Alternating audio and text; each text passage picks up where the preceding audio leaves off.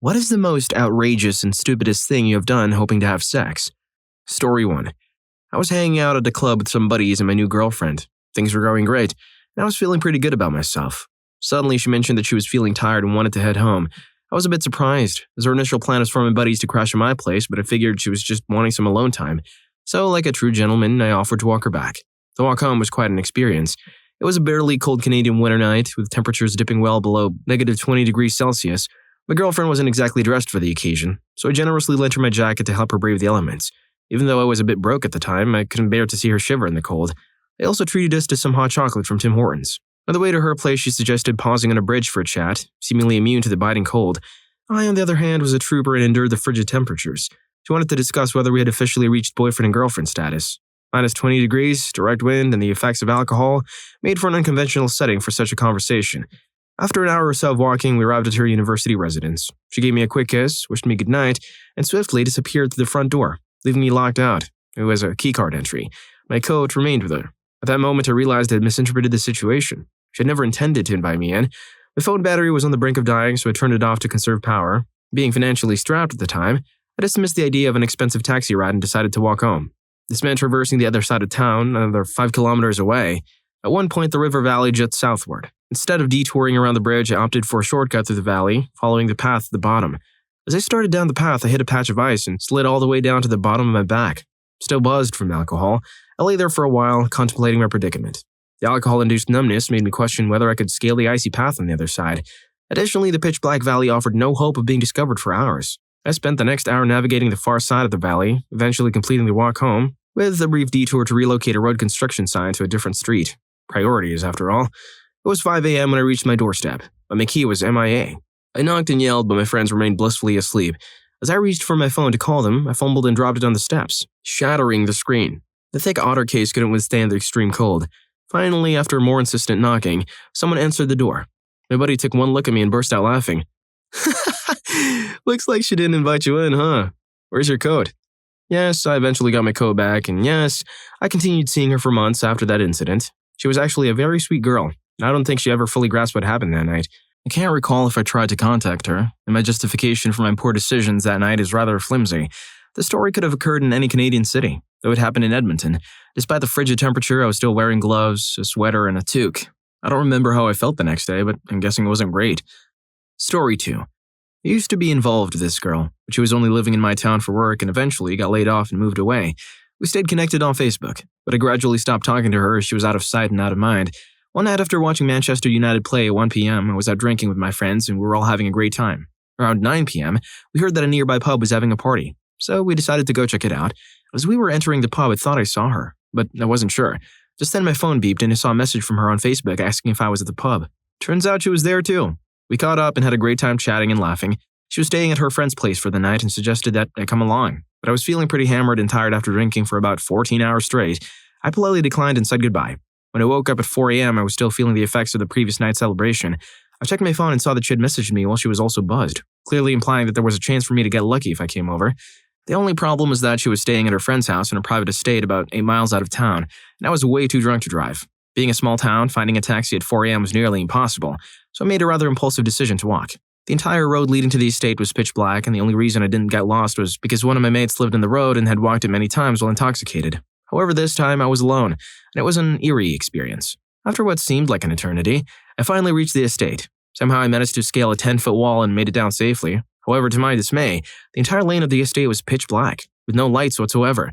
I turned on my phone's flash, but it only had 8% battery left. I had been to the estate before but didn't know it well, and I had no clue where the house was. I knew that 80% of battery power wasn't enough to get me there and back. Every fiber of my being told me to turn back and go home, but the temptation of getting lucky was too strong. I decided to proceed, but halfway to the house, my phone died. After wandering around in the dark for another 2 hours, I finally stumbled upon the house. I was relieved to have made it, but there was one small problem. I'd forgot to bring protection. Shaking my head. This dude must have been feeling the force so strong that night, he thought he could get his way into some action. Story 3. I was seeing this girl for a little while when she had to go to St. Louis for work, like a few months. We had been dating for long, just about a month. We decided to take a break and maybe catch up later in Chicago when she came back. After a month or so, she asked me to visit her for a weekend. I said yes, because, I wanted us to be close. But then 3 days before I was going there, she called and said she had to come to Chicago for a job thing while I was supposed to be there. I lived with my mom in Chicago back then, so we didn't have a spot to hang out in the city and we wouldn't have much time either. So I did something crazy. I took an 8-hour bus ride to St. Louis. Got there at 6 p.m., we spent a bit of time together, hit the sack, then woke up at 6 a.m. We drove for like 7 hours to Chicago for her job thing, then 7 hours back to St. Louis. She had to go to work and I had a 9-hour bus ride back to Chicago. Then she sent me a message on Facebook saying she didn't want to see me anymore. Rough ride for just a quick hey. Story 4. It wasn't me. I was seeing someone at the time, but 2 friends of mine met some incredibly attractive ladies from the South in New Orleans. They proposed heading to Tuscaloosa the next weekend to catch the Bama versus LSU game and hang out with them. Think about it. Women, beer, SEC football. We'd be foolish not to go. So my buddies and I hop in the car and we almost meet our maker on a Louisiana turnpike. A slow car in the right lane nearly collided with us as we crested a hill. I swerved so hard that my car skidded sideways and nearly flipped. Somehow we ended up in an empty ditch with no injuries and an undamaged car. My buddy made a joke about having a nervous moment and we chuckled in relief. Once we reached Tuscaloosa, the place is jam-packed. We couldn't get in touch with the girl, so we wandered around the packwad, filled with food and beer. We feasted like kings. My friends were peeved because they hadn't heard from the girls. Finally, one of my friends heard that the girls were in the stands and planned to meet us later. But alas, Bama lost quite badly, and the girls decided to bail. Seriously? We traveled all this way and you flaked because your team lost? My buddies were irritated. We tried salvaging the night by finding bars to hit up. One friend ended up connecting with a girl behind a dumpster. Another friend vanished. As for me, I lost track of everyone and ended up crashing in my car. We regrouped in the morning and concluded that, despite the lousy move by the Bama girls, at least we had a story to tell. Story 5. Talking to my almost girlfriend. This happened a few months ago, but the relationship started way before that. We were basically friends who enjoyed each other's company. Stemming from the loneliness of the groups we used to hang out with, we'd spend time together discussing our views on the world, that kind of stuff. We started getting close, maybe too close. We'd both acknowledged our mutual feelings but wanted to take it slow and see where things would lead. However, somewhere in the middle of it all, her ex-best friend started interfering. Due to their strong history, she decided she'd rather have a relationship with him than with me. That meant a 4-month relationship abruptly ended in a day. She left me for him. I cut off all communication. Well, actually, she cut off all communication, treating me like I meant nothing. A year passed and we had both just graduated, securing jobs that required us to move to different cities. Far enough to be considered different cities, yet close enough for us to still visit each other. Not even a week went by and I messaged her, exchanged numbers and attempted to catch up. After a while, I asked if she'd like to see the place I was staying in. She said she'd be available on the weekend, which was bad timing for me since I'd booked a bus ticket back to our hometown. Money down the drain. Another problem arose. We were on different schedules. She had just finished her 9 to 5 while I was starting my night shift. I managed to convince her to meet near a nearby mall, and naturally, I footed the Uber bill. As she arrived at the mall, I spent my lunch hour picking her up and settling her in a cafe right next to my office. Suddenly, I realized I needed protection, so I dashed a block away to buy some and back, pretending it was a restroom visit. The final problem? I had a roommate, and we both finished work at the same time, heading back home together. I desperately asked my roommate for just an hour. Just an hour. Which meant he had to wait downstairs at the convenience store the whole time. Luckily, he agreed. And that's how I spent the end of my first week of work, frustrated, tangled up with a somewhat ex. Girl plus me plus desperation equaled quite the unexpected scenario. At least they got to release all those raging hormones. Say, have you ever gotten lucky with someone you really like? Share your story in the comments below. And don't forget to hit the like button and subscribe to my channel. Story 6. I live in GA but did my undergrad in Florida. At one point, I attempted the whole long-distance thing with my then girlfriend, who also lived in my Georgia hometown, where I lived with my dad and family. During that time, a friend from school in Georgia said they were heading back home for the weekend and offered me a ride. Seemed like the perfect chance to surprise my girlfriend and catch up with the family. When I returned to Georgia, I wanted to see my girlfriend right away, but I knew my dad wouldn't lend me his precious wheels. I had to come up with a scheme to get her to visit. I concocted this silly tale about my family being away and my stepmom losing her wedding ring somewhere in our driveway. Desperate move, I know, but that's all I had. I called her, hoping she'd fall for it and swing by. Nope. Late at night, she couldn't snag the car from her mom. She promised to check the next day. The ball was in my court. Then I spotted my little brother's old bike in the garage, a tiny thing but a potential ride to reunite. I took it out, ignoring the flat tires. My determination to see my girl outweighed deflated tires. Picture this. A 6'1" guy in a bike meant for a kid, struggling through 2 flat tires. I couldn't pedal for more than a minute without my legs screaming like I'd done a heavy workout. Pedal, walk, repeat. 2.5 miles of this struggle. Yep, you read that right. 2.5 miles. I can't recall the exact time, but it took at least 45 minutes. Finally, I reached her place, called her and smoothly suggested she go outside and admire the moon's beauty. She stepped out and there I was, waiting. In the end, it was worth it, even though I had to pedal another 2.5 miles back, around 5 a.m. Luckily, it was mostly downhill. Story 7. I drove under the influence and on medication to a nearby store on St. Patty's Day in 2012 to buy protection. As for a situation with someone I just met that night, knowing it was a one-time encounter, sadly, the mix of meds and alcohol made the whole thing quite unenjoyable. Looking back, it horrifies me to think about the risks I took. Since May 12, 2014, I've steered clear of meds, though I still drink occasionally, ensuring I never drive afterward. It was an incredibly foolish decision, particularly due to the dangers of intoxicated driving. Looking back on it, I realized the potential harm it could have caused, not only to myself but to others too.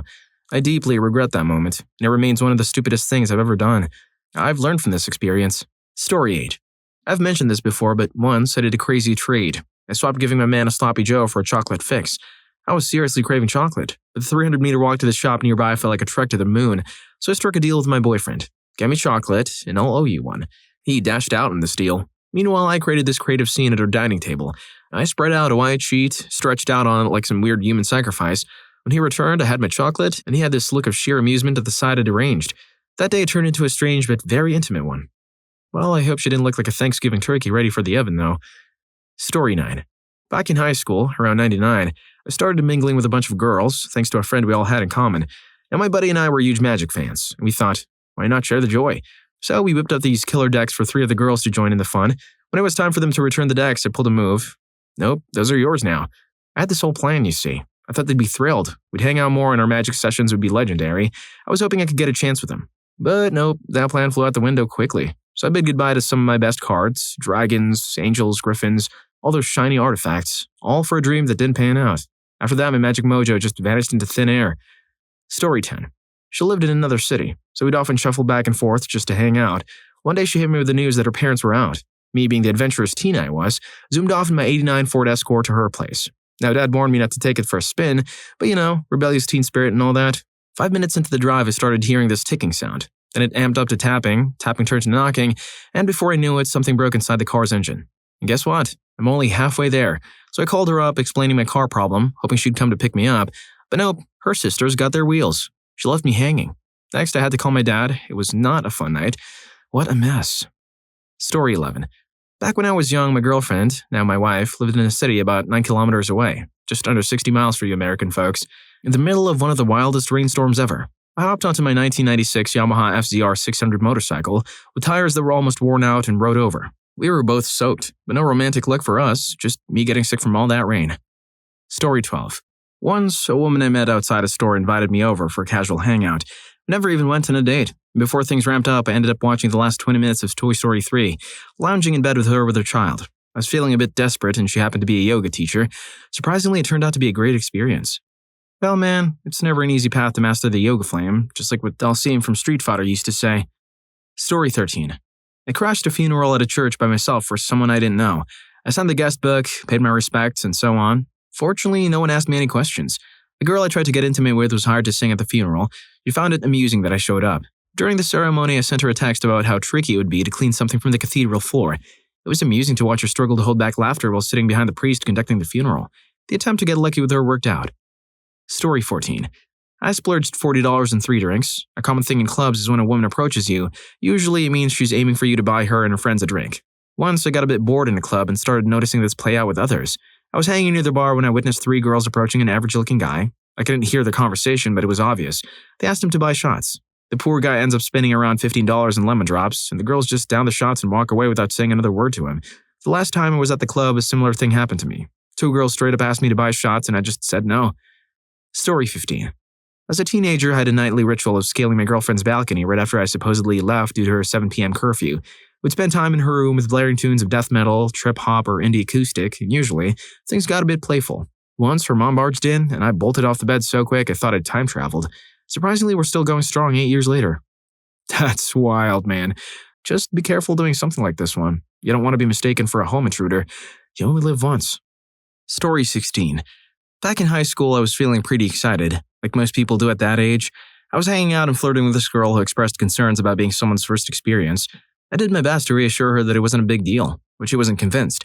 Then she finally said, "If only you weren't inexperienced, I'd sleep with you right now." After that, I decided to play the field, find another girl who was open to casual intimacy. Finally, when I returned to the first girl, she was all for it, and we went through with it. It took me a few months to realize that I had used someone else simply to get what I wanted from the girl I was initially interested in. High school can really be a wild ride. Story 17. I used a dating app geared towards same-gender connections, Grindr. Being bisexual, I found it simpler to connect intimately with men rather than women. It's just how it goes. I chatted with a few guys, faced many dead ends, but eventually found someone in a similar situation as me. We almost clicked, but a snag hit us at the hotel. The manager wouldn't let me in without ID to prove I was an adult. After that, I felt disheartened and didn't pursue it further. Then in a somewhat reckless move, I fooled around with the first guy who messaged me on the app. It wasn't a smart move. We were both reckless, not really caring if the other had an or was lying about it. Story 18. I was with my significant other in the shower. We were taking it slow, just enjoying each other's company. I had this hopeful idea. I lay by the door, secretly wishing she'd turn it into a fun rodeo and make it a memorable moment for us. But alas, I ended up sadly sprawled on the floor. Story 19. I remember that night. It was 1 a.m. and there I was, cruising 35 miles in my old 63 Impala while on leave. I had this plan to meet up with some ladies of the evening, thinking they were in their 30s. To my surprise, when I arrived, they were actually in their 60s. It caught me off guard, but I decided, why not? I went along with it. And you know what? It turned out to be a surprisingly great time, despite the initial shock. Whoa, man. This guy really went the extra mile just to let some steam out. If you've stuck with me until the end of this video, then you're probably craving more stories as wild as this one. Check out People Who Hooked Up with a Person a Lot Older. Seriously, story 3 was intense. See you there.